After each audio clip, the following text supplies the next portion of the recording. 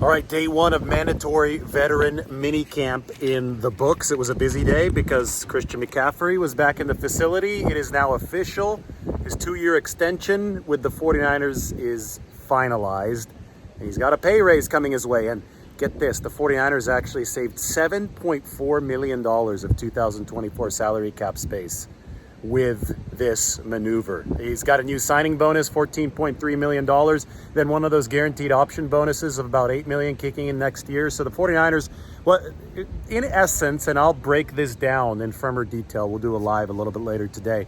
In essence, he had $24 million coming his way the next 2 years, but it wasn't guaranteed. 49ers have rewarded Christian McCaffrey by guaranteeing those $24 million, but also making it more advantageous for them because they've been able to spread the cap hits of that $24 million. They've been able to spread the cap hits into the future. Makes their cap situation more advantageous now. And no, it doesn't have anything firmly to do with Brandon Aiyuk. This is big picture kind of stuff. The 49ers now was saving the $7.4 million with Christian McCaffrey. They actually have about $32 million of total space. And last year they carried over about $39 million from season to season. Unused space does carry over, and with the $32 million now, potentially even more when Brandon Aiyuk signs, because they could use the same kind of mechanism. The 49ers can have close to $40 million to carry over. And when we talk about big picture, we're talking about Brock Purdy, right? We're talking about all the expenditures that the 49ers are going to have coming up. They've pushed a lot of money into the future because it makes sense, because that's how the salary cap works. It rises every year in the NFL, so it's like a zero interest loan. So the 49ers are looking at this in that big picture so that they're ready for the future. Christian did speak today, and he said that this is a step in the right direction for running backs. Obviously, the total amounts here, $24 million fully guaranteed, but he's slated to make $38 million over the final 2 years. So the APY over the final 2 years it increases to about $19 million. That raises the roof for running backs. He was already number one at about $16 million per year with the deal that he had signed with Carolina, that obviously the 49ers traded for, but now that number grows even bigger. As far as practice today, Brandon Aiyuk was not here, so he is subject to fines.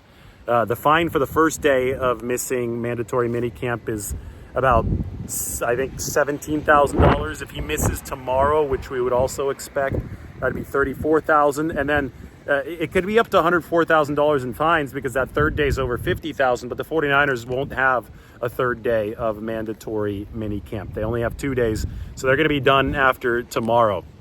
Aiyuk, Christian McCaffrey, all that stuff, people try to tie it together. They were going to reward Christian McCaffrey with more guarantees. They did that. They opened up more short-term space. Don't tie it together. What you need to do is look at Brandon Aiyuk within the context of the receiver market. And now that you have that outlier Justin Jefferson deal out there, I've always predicted, since this happened, that this was going to create the environment for a longer-term standoff, because Aiyuk and CeeDee Lamb, they're going to want to bite out of that bigger cap now for receivers that Justin Jefferson might have created. And I don't think the teams like the 49ers or the Cowboys are going to be chomping at the bit to oblige that. They're going to want the numbers to be a little bit closer to where the market was, or where the top of the market was beforehand. And nobody is required at this point to cave. Nobody's required to fold in this situation. So I think it sets the table for a longer-term standoff. Practice today, speaking of receivers, Ricky Pearsall, every single time that we've seen Ricky out on the practice field since he's been drafted, whether it be rookie minicamp, OTAs, or now the mandatory veteran minicamp, he has looked good. This is something, he separates out there. Today, he made a nice catch, getting some separation from Samuel Womack. Then he made an even better catch against Renardo Green, the 49ers, fellow rookie cornerback out of Florida State. It was a contested kind of situation near the sideline. Required some physicality, and we know that Green was a physical cornerback in college. We also know that Renardo Green had some success against Ricky Pearsall in college. They were playing Renardo Green, Florida State, Ricky Pearsall, Florida. Green had success against Malik Neighbors, Brian Thomas Jr., and Ricky Pearsall, all first-round picks when he was with the Seminoles. Well, today, Ricky Pearsall got the best of him on a little comeback pattern to the outside, and he made a nice catch on the throw from Brock Purdy. Other thing of note today at practice, obviously Jake Brendel, 49er starting center, it has the knee tendonitis, so he hasn't been practicing. John Feliciano, the backup center, doesn't look like it was anything serious, but he was in his jersey, but he was just watching off on the sideline.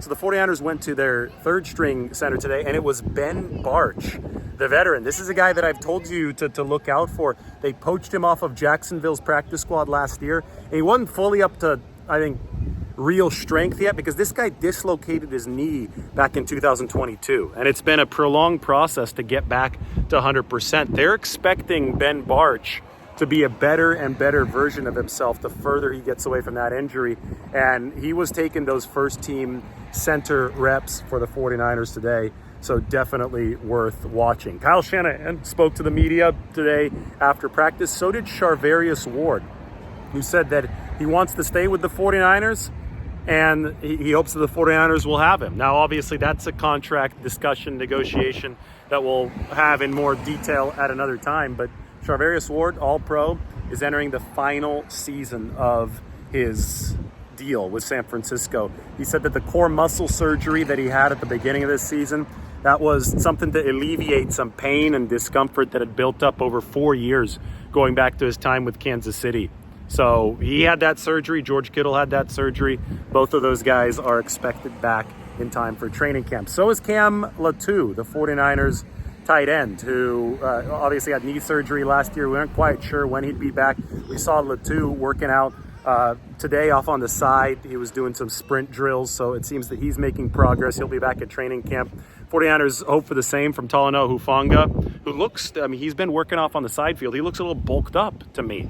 I haven't verified that, but he's coming back from the torn ACL, and the 49ers obviously do hope that he's ready to be a star player for them again at the safety position. But I saw him working out. It looks like he's strong. It looks like there's a lot of muscle on Talanoa Hufanga to be able to handle those NFL blockers in the box moving forward. So that was the news today. We'll see what's next with Brandon Aiyuk. Obviously, you guys know my thoughts on the contractual situation and the big gap, the outlier kind of deal that Justin Jefferson signed yesterday. That obviously creates a little bit of a vacuum. Then we'll see how Brandon Aiyuk and CeeDee Lamb may fill it. The ongoing situation, which I guess it's not ongoing, the concurrent contractual discussions that we had with the Brandon Aiyuk deal were surrounding Christian McCaffrey and also Juwan Jennings. But the 49ers have now extended both McCaffrey and Jennings, and now all eyes contractually are on Brandon Aiyuk. Also, Trent Williams was not here today, but it sounds like that was an excused absence. His daughter is graduating today, so he's going to be around the facility tomorrow. More coming tomorrow here from Levi's, second day of mandatory minicamp, and obviously much more coming tonight. I'm going to delve into the mechanisms that the 49ers used. I mean, this is good financial planning from San Francisco. I'm going to delve into the mechanisms they used for the Christian McCaffrey contract once I'm in front of the screen, and I can illustrate some of the things, because that applies to their larger term financial thinking, pushing a lot of this cap money into the future. Really think of a zero interest loan. That's the report from the 49ers facility. We'll see you guys all very soon.